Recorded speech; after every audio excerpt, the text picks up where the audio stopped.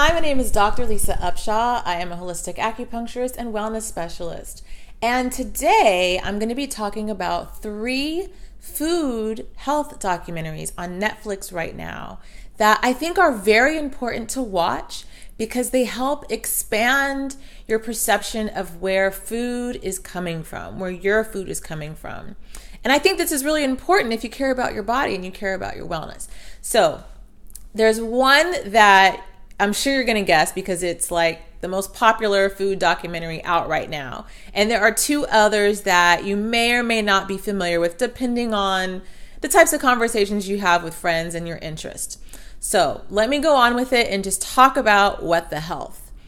Okay, so What the Health was one of those documentaries that came in and found its way to infiltrate information into the minds of millions of people.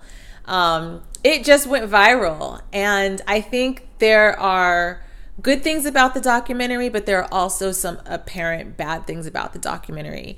This was one of those where I had friends texting me, calling me, why didn't you tell me this was going to kill me? I need to stop eating all of these animal food products now. And, I often tell my friends and try to share with them, healthier tips if they're interested. But I have to say that I did not agree with the way What the Health villainized animal protein in the way it did. Now, I do think we have a problem in our society with sustainable food, especially sustainable animal protein. But I think creating fear in the way that it did, where people literally thought they were going to get cancer and die tomorrow because they ate, some beef. I don't think that's the way to do it. What happened is that we had a lot of people that jumped on the vegetarian, plant-based, vegan bandwagon out of fear and not out of research and education and having the proper tools to support them in that lifestyle change. I had friends that swore off meat one day, and 2 weeks later they were back in line at the drive-thru at Wendy's, or back at the barbecue eating the regular same old thing. So, I'm all for a plant-based diet if that's what you feel is best for your body. But I think you have to be prepared for something like that, because if you've never noticed how many animal products are in ingredients, then you'll be shocked and you may not feel supported enough to be able to sustain it. And I do think What the Health didn't provide enough valuable education for people to make informed choices, well-informed choices. It was more out of fear. But I do like the fact that it hopefully woke people up to how much we rely on animals for food and how it's really unsustainable. When we have to breed a living organism to create more food and clear out forest for more food, for more animals, for more food, then I do think we have a problem with the way our agriculture system is set up in providing for humane treatment of animals, which in large part it just does not, which I think is really sad. It's something that we need to pay attention to. Okay, so that's What the Health. The next documentary that I think you'll find interesting is called Rotten. Now, you kind of have to be ready for Rotten because it's not a feel-good documentary at all, but it's very interesting. There's been 1 season, there are 6 episodes, and in Rotten, they expose the sort of legal issues, quality issues involved with various food products such as honey, fish, cod, in particular, chickens, garlic.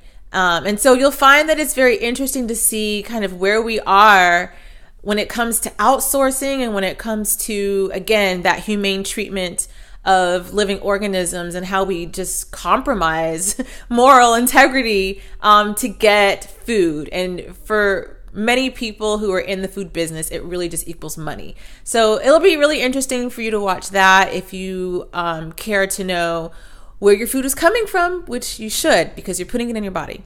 The next documentary, which I really, really enjoyed, features Michael Pollan. It's called Cooked.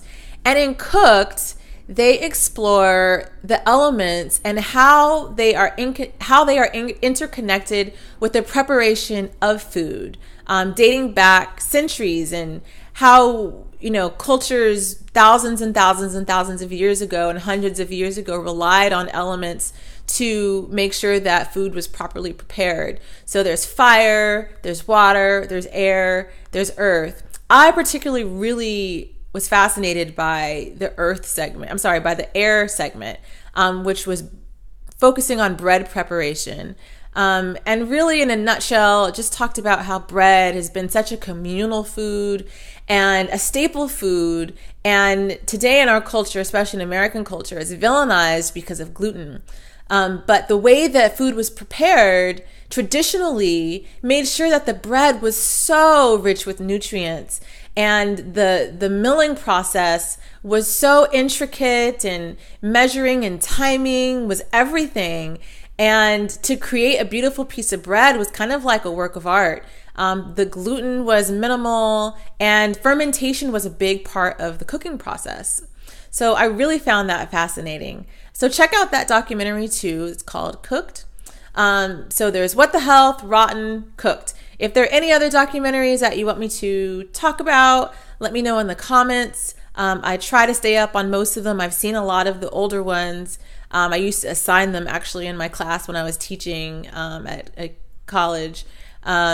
So let me know if you want to talk about more. Come on over to my website if you're not there already, and make sure you subscribe if you haven't already to my mailing list, so you can be the first to get my new videos, my holistic insights, my holistic tips, and you can find me at www.drlisaupshaw.com.